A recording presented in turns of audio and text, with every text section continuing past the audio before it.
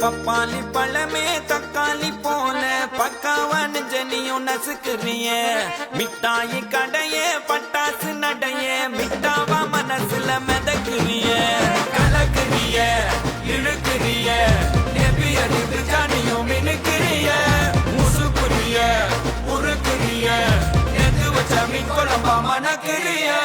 லட்சுமி லட்சுமி லட்சுமி வந்து டச்சுமி டச்சுமி டச்சுமி நச்சனே நச்சனே நச்சனே